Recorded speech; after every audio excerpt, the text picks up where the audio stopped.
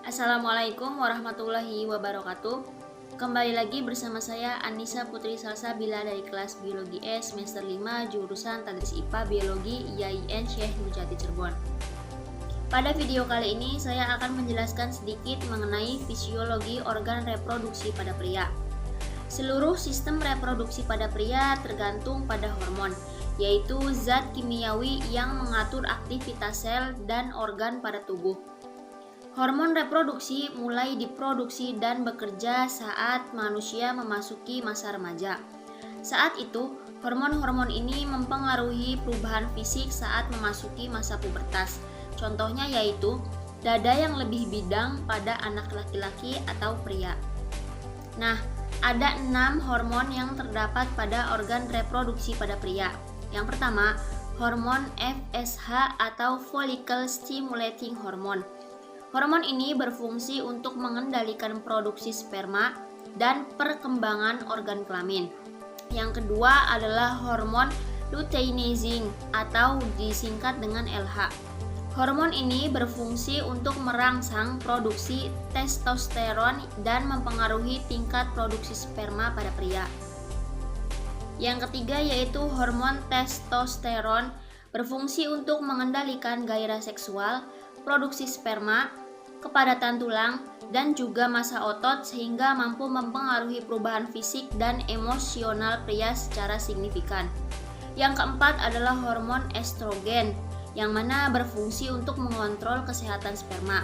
Yang kelima adalah hormon luteinazi atau ICSH. Dan yang terakhir adalah hormon inhibisi. Hormon ini dapat menjaga kesehatan sekaligus menjaga kematangan sperma pria. Di dalam testis terdapat saluran panjang yang disebut dengan tubulus seminiferus. Di dalam tubulus seminiferus inilah terjadi proses yang dinamakan spermatogenesis.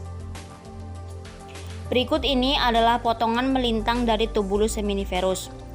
Di dalamnya terdapat spermatogonium, spermatosit sekunder, spermatosit primer, spermatid, dan spermatozoa. Lalu, bagaimana proses pembentukan sperma? Mari kita simak prosesnya. Proses ini diawali dengan pembentukan spermatogonium yang bersifat diploid atau 2N. Diploid berarti terdiri dari 46 kromosom. Kemudian, spermatogonium ini membelah secara mitosis dan membentuk spermatosit primer yang juga bersifat diploid atau 2N. Kemudian, spermatosit primer membelah secara meiosis dan terbentuk 2 spermatosit sekunder yang bersifat haploid. Tiap spermatosit sekunder melakukan pembelahan meiosis kedua dan menghasilkan 4 spermatid yang bersifat haploid. Keempat spermatid ini kemudian berkembang menjadi spermatozoa dan terbentuklah sperma yang matang. Selanjutnya yaitu ada beberapa cara agar dapat menjaga kualitas sperma. Yang pertama, tidak merokok. Yang kedua, batasi konsumsi alkohol baik makanan atau minuman. Yang ketiga, hindari toksin. Yang keempat, jaga suhu tubuh agar tidak kepanasan. Yang kelima, berolahraga secara teratur namun tidak berlebihan. Yang keenam, penuhi kebutuhan vitamin C. Dan yang terakhir yaitu belajar rileks dan kendalikan stres. Adapun cara pengeluaran semen yaitu ketika seorang pria mendapatkan stimulus seksual, sperma akan bercampur dengan cairan dari kelenjar prostat dan vesikula seminalis menjadi air mani. Saat ejakulasi terjadi, air mani yang bisa mengandung antara 20-300 juta sel sperma akan keluar dari penis melalui uretra. Selanjutnya yaitu gangguan organ reproduksi pada pria.